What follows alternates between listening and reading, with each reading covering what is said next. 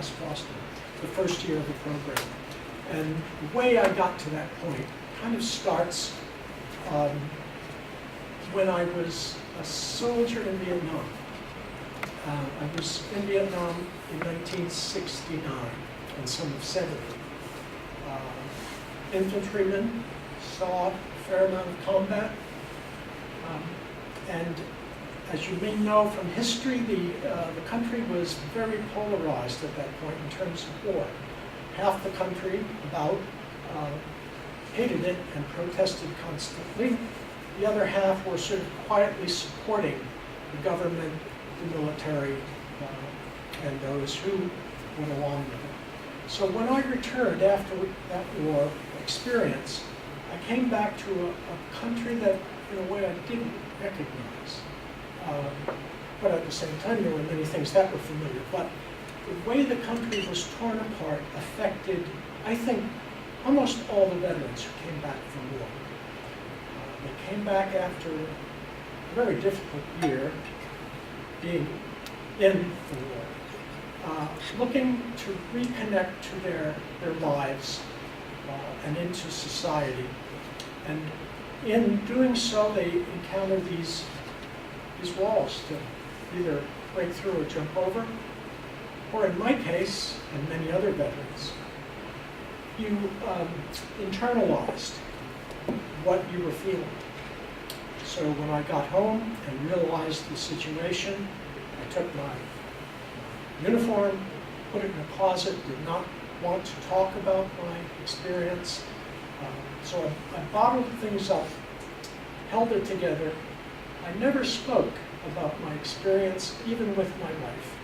Certainly not my family, and certainly not friends. So this is not unusual for veterans. Even now, a lot of veterans come back with that challenge, how to deal with their experience. I went about my life in work, a career in the financial services. Oh, great, thank you, Lisa. Raised a family, and in 2003, we went to war in Iran. 2001, we were even attacking posts in Afghanistan. When these things started, it affected me in ways that I could never have anticipated.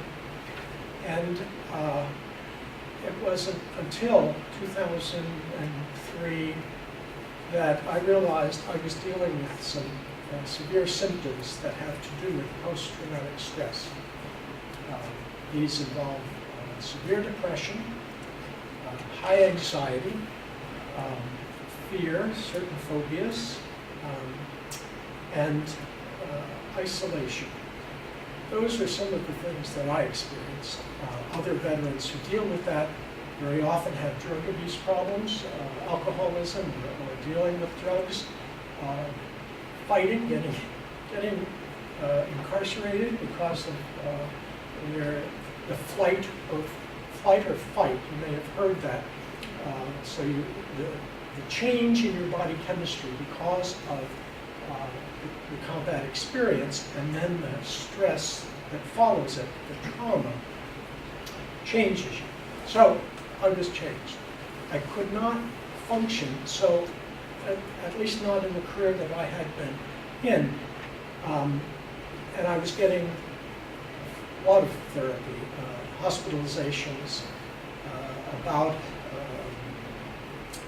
3 months of hospitalizations, where I learned about the symptoms and learned how to manage them.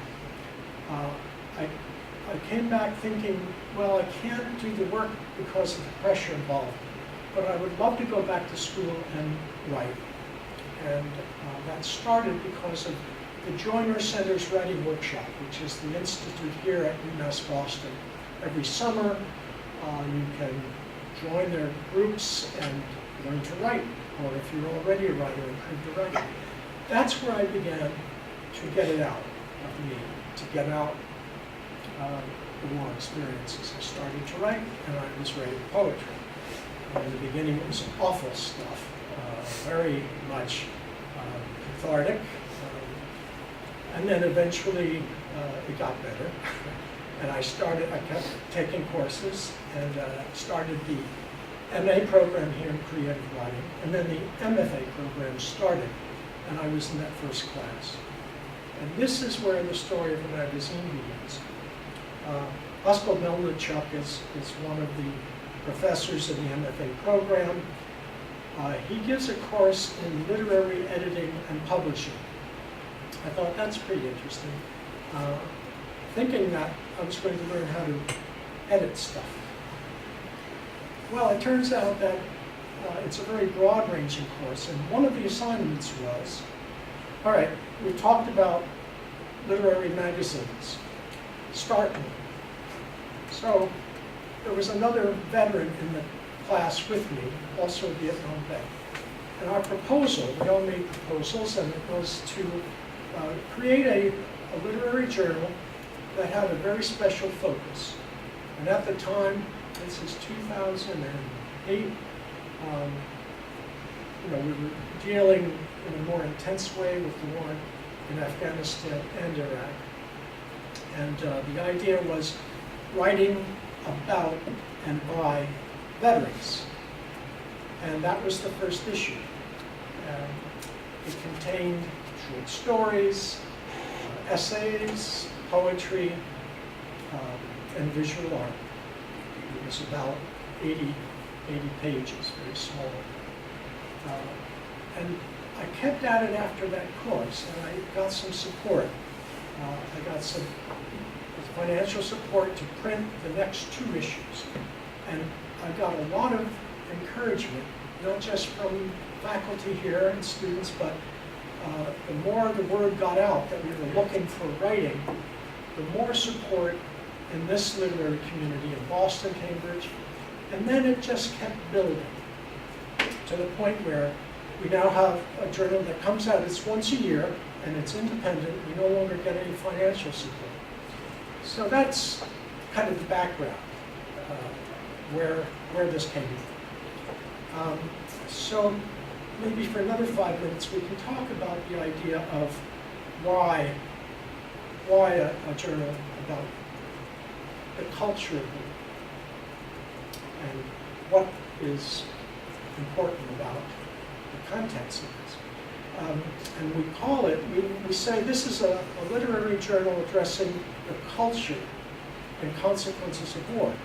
And I emphasize that because we don't look at combat or the experience of combatants or veterans necessarily. Most of what you'll find in this journal is written not by veterans or soldiers, but by you, by people who view the subject from many different points of view. What is the value? Why do we do this? Yeah, what's the reason behind this? It's because, and you've already discovered, that the narrative that we get on a daily basis is minuscule compared to what the real narrative contains. That the images you see are almost cursory. You see them in a flash on TV. They're horrible images often, or they're images of war itself. That's the narrative we get. And that narrative comes from agendas. Sometimes they're major corporate agendas because they need to make a profit. Sometimes there's a political agenda behind it. Certainly both of those things affect what you see on CNN and Fox and other stations. So in those brief periods in which, you know how the cycle goes. If you watch 1 hour of CNN, it starts all over again. So the content of what we see in the media is not really telling us much, not just not telling a story, but it's just not giving us a true sense of what war is, why why it happens, how it affects both individuals and societies. So that's the narrative that we're looking for. All of the writing in this, we look for very different points of view. We even, and this is true of this issue, present opposing or different points of view on a similar subject. This issue is our Israeli-Palestinian issue. So we have writers from both of those cultural backgrounds looking at how that struggle is affecting themselves individually, affecting the people around them. And it's very interesting to hear the different sides of the story. And what that does is it gives you some texture to the very minor approaches that mass media give you on this subject. The content of this includes a lot of different genres. There's short stories and personal essays. There are poems, there are book reviews and interviews, and visual art. So not only are you getting points of view that are different, you're getting different approaches to the subject. This is the value, this is the power of literature. Imagination, intellect brought together. It gives you access to the extremes, to the behaviors, to the experiences that come out of conflict, the violence of war, how it affects you. Literature is a pretty special way of doing this. Unlike journalism, which has a particular valence, it's trying to get at the facts, present them clearly, sometimes with a particular point of view that they want to emphasize. This is not journalism, this is an imaginative way of approaching the subject. Is that about 15 minutes? Mm-hmm. Yeah. Yeah. So I guess the segue into what we're going to do is that, this is a magazine that includes translations from all over the world. Every issue we emphasize some type of translation. It's very important because it's not just the way we see war in this country, it's the way those in other countries that have experienced war see it as well.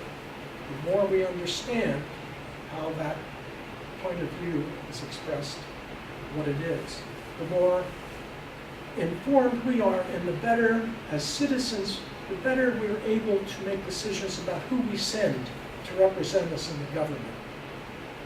That's a whole different subject that could take up an hour. So, translations, the importance of different points of view. And that's very much a part of this particular issue. Now, what I would propose we do is look at one of the, it's actually a personal essay. It's a creative form of essay. And it's written by a Palestinian woman. This is a woman who's very active in terms of trying to find a solution to the conflict in Israel and Palestine. This will give you a sense of what it is to be a Palestinian woman and how the conflict and the culture that surrounds her affects her. Now, here's my challenge is I'm about to lose my voice. I've got a sore throat right now. Would it be possible for some volunteers to help me read this? 1, 2, I think if we had 4 volunteers, so 1, 2, 3, 4. Okay, so we have 4 volunteers. What I propose to do is each of us reads 1 page of this story. Once we're done with the story, we can talk about it, and we can talk about what literature is doing, not just in this story, but in general. All right, almost ready.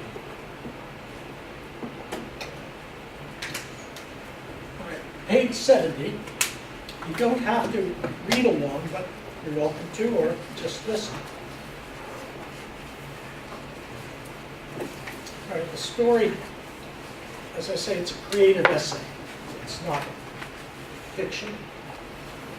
And being a Palestinian woman, her point of view is she's angry. War on Tel Aviv. And this is a translation from the Arabic. I'll have a little trouble with Arabic terms. Is there anyone in here who speaks Arabic? No. Well, we'll do it to the best we can. So I'm going to read the first page, and then 1, 2, 3, 4, actually 5. I'll read the first 2 pages, and then we'll have the others volunteer to read. War on Tel Aviv. My worried mother called me in disbelief. Raja, honey, have rockets really reached Tel Aviv and Jaffa? I can't believe it. Neither can I said. Because honestly, I only hear their sound and I haven't once seen them. Oh, you never believe